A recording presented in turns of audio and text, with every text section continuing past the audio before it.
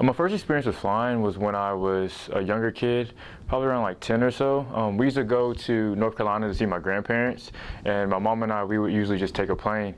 And I remember one time in particular, it was my 10th birthday, and my mom asked the pilot in the cockpit if I could see the cockpit. I wasn't expecting it, but he just asked, and he let me go into the cockpit. He sat me down in a chair and showed me all the throttles. He put his little captain hat on my head or whatnot, and it was just a great experience, man. It was one of my best birthdays, one of the things I just always remember. My friend Michael was like, hey, you know they have flight lessons here. I'm like, oh, really? I didn't know, and he was like, you want to fly? And I'm like, that'd be pretty cool. I remember looking over to my right side and realizing like, oh crap, like there's no one here next to me, so if I mess up or forget something, like, it's on me, you know? Yeah. And like, it was scary, but it was exciting at the same time. And just going through, doing those landings and coming down, the feeling was so exciting, man. Like nothing beats that at all, bro. Like solo flying is one of the best flying experiences I've ever had, man. I enjoyed it the most. I remember when we walk around, we met the airport officer. His name was a guy named Harvey Roden. Really nice guy, really chill guy. Like I said, there's a family there. Like we all knew each other, and he saw what we were doing. He noticed that we were like young guys. He was like young black guys. You know, he was like, okay, cool. He would tell us about other events that happen at other airports, because he would also spend time at the surrounding airports in Jacksonville, and he let us know that there was an event where other black pilots would come out for a camp, and he wanted us to meet these guys. He was very adamant about us meeting these guys. I'm like, okay, cool. And I remember I went up there. I was kind of a little nervous. You didn't know what to expect, you know, and it was just really cool seeing other guys who look like me, who have already, I could say, made it in a position, who have careers in aviation, who are like full-on pilots, like military pilots, airline pilots, regional pilots of all sorts, you know, who are actually in the field doing it. And it was something great of just seeing that and being able to connect the dots, because in reality, it's not many of us there. Like, we don't exist. We're that unicorn in the room, you know? But the fact of seeing someone else who has done it and who's willing to teach you, and I can call them like, and they understand the grind, you know? It's a grind, bro. It's not easy. It's not nothing that was just given to us. We had to work hard for it, bro. It's something I just really enjoy, man. Like, it's funny because we go around the airport sometimes and people thought we watch the planes, you know? It was like, no, we're like flying the planes. We're actually going to flight training. We're becoming pilots, or we are pilots.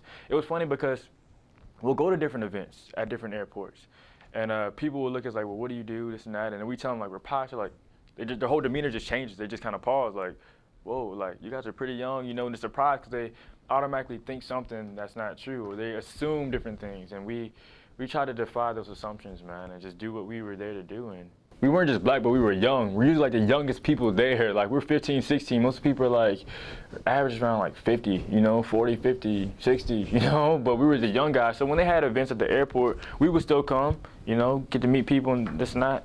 But, you know, some people were a little bit standoffish. Some people weren't as quick to speak to you, or they'll kind of like look at you a little bit, or wonder who you are, or ask people questions. You could see it happening. Sometimes you get the random conversations where people incorporate race randomly that has nothing to do with anything. But it was, overall, the people that were there were so nice and loving and caring, man. Like, we didn't care about that. And we had a mission, we had a goal. So we weren't going to allow anyone to stand in between us accomplishing that goal.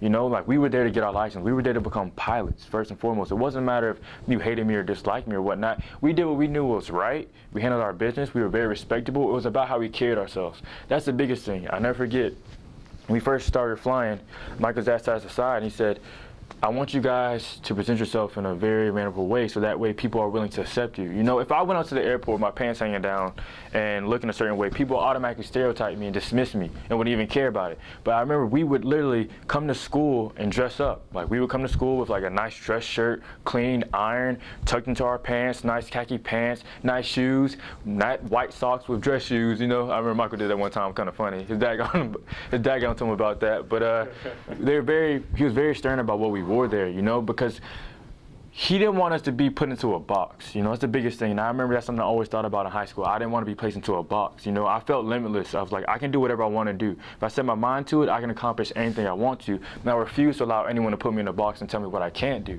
And I still live my life that way. But I think that really helped break many doors, you know, racial doors, to where people weren't accepting to us. They were able to kind of connect and understand and respect us for what we were doing. They could see past the race and say like, hey, these are really great guys who are actually doing something with their lives, and I respect that. So race or not, you know, they're good quality people, and I help people open up to us, really. But I mean, it every day you had to adapt a little bit. You know, everyone's different, different personalities, different types of people. But I mean, at the end of the day, we knew who we were, we knew what we were about, and we knew what we were there to accomplish. So we just made it happen. I'm like this. I'm not blind to race at all. I recognize it and I acknowledge it very strongly. I'm proud of who I am. And this is how I was born to be, man. Like, I didn't have an option choice in the womb to choose my race. You know, and if I could do it again, like, I'd still be the same black man that I am today. You know, I'm proud of who I've become. I'm proud of the people who've been in my life, but I don't allow it to be, I don't allow it to hold me back at all. I think if you do that, you set yourself up for failure. I mean, it's easy to watch media and it's easy to watch different things on TV and get sad. I mean, I respect it. I understand it. I understand the struggle of different people. I get it. It makes sense, you know? I get nervous when I'm around officers still, you know? And I'm not even doing nothing wrong. It's just the things you've been fed in your head, you know? And a lot of times we have had those conversations of what to do when you get pulled over by an officer. I mean, it's a conversation that a lot of black people have in their families. It's real. It's just you learn to, if you focus on doing what's right and ultimately being the best you can be every day, you don't allow small factors like that to get into your head, you know, and set you back. I don't want to allow a mental note hold me back, because I feel like this is one of the most powerful assets you have is your brain, your mindset. You have to always be in control and willing to adapt. You have to balance out your ego, you have to be able to counteract your negative thoughts. It's good to have those different anecdotes in your head of like, okay, I can't do it, but no, I can do it. You know, if I put the time in and learn it, I feel like I can learn anything. It may take me longer than other people. I'm not perfect at all, but I feel like if I put the time in, I can learn whatever I want to learn. And I can be great at whatever I want to be great at, you know? It's just putting in that time and that hard work to get it done. Because I've done that.